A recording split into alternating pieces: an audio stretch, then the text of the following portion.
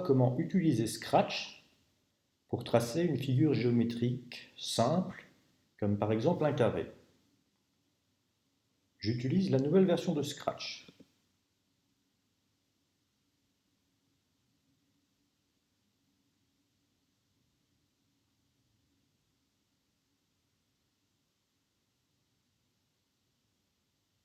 Qui prend un peu de temps à charger.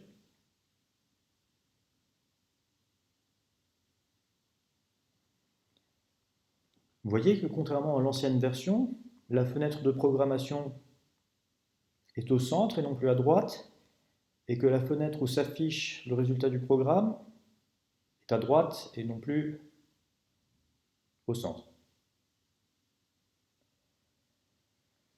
Je souhaite dessiner des carrés,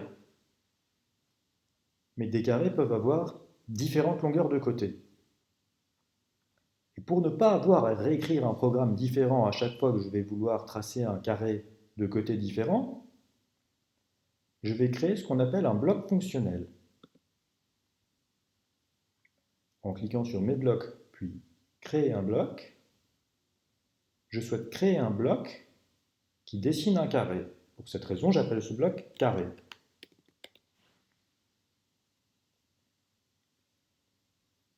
Le carré, pour le tracer, il faut que je choisisse, il faut qu'on connaisse, que la machine sache quelle longueur de côté on lui demande de tracer. Pour cette raison, j'ajoute une entrée à ce bloc. Et cette entrée, je vais l'appeler côté.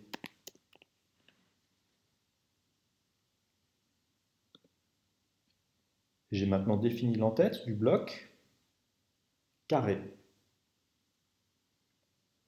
Comment faire pour tracer un carré dont le côté a pour longueur cette variable-là, ce paramètre? La première chose à faire, c'est de mettre le stylo en position d'écriture. Le stylo n'est pas présent par défaut dans la palette d'outils de gauche. Il faut l'ajouter en cliquant ici, puis en cliquant sur stylo. J'ai maintenant la possibilité d'ajouter le bloc stylo en position d'écriture. Une fois le stylo en position d'écriture, la première chose à faire pour tracer le premier côté du carré consiste à avancer, le stylo étant en position d'écriture, de la longueur côté, qui est passé en paramètre du bloc. Le fait d'avancer de côté aura pour effet de tracer le premier côté du carré. Pour pouvoir tracer le deuxième côté, il faut tourner d'un angle droit de 90 degrés. Et le fait d'avancer à nouveau de la longueur côté tracera le deuxième côté du carré. Pour tracer le troisième côté, il faut à nouveau tourner de 90 degrés, toujours dans le même sens,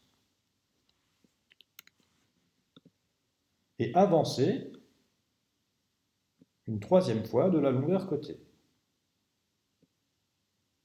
Cette ligne aura pour effet de tracer le troisième côté du carré. Enfin, pour tracer le quatrième côté, je tourne à nouveau de 90 degrés et j'avance encore de la longueur passée en paramètre côté. Afin que le lutin soit orienté de la même façon à la fin et au début du bloc, j'ajoute encore l'instruction tourner de 90 degrés. Et pour éviter d'écrire de manière intempestive avec le stylo, je relève le stylo à la fin du bloc. Bien. Maintenant, comment utiliser ce bloc? Je vais demander à Scratch que lorsque j'appuie sur le drapeau vert, il trace un carré. Alors, je choisis donc comme événement quand le drapeau est cliqué. Je souhaite utiliser ce bloc. appeler ce bloc fonctionnel que je trouve ici. Je dois remplir ici une valeur. La valeur que je mets ici est la valeur du côté qui sera passé en paramètre dans ce sous-programme. Si je veux faire un carré de côté, disons 200 pixels, je peux mettre 200 ici. Et lorsque j'appuierai sur le drapeau, Scratch va tracer le carré. J'aimerais bien que le lutin ne masque pas ce que je dessine. Alors je vais lui demander d'abord de se cacher.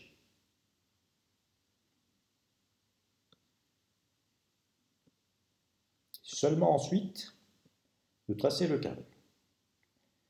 Voyons ce qui se passe. Quand je vais cliquer sur le drapeau, le lutin va disparaître. Il va immédiatement tracer un carré de côté 200. Regardons si cela fonctionne. Effectivement.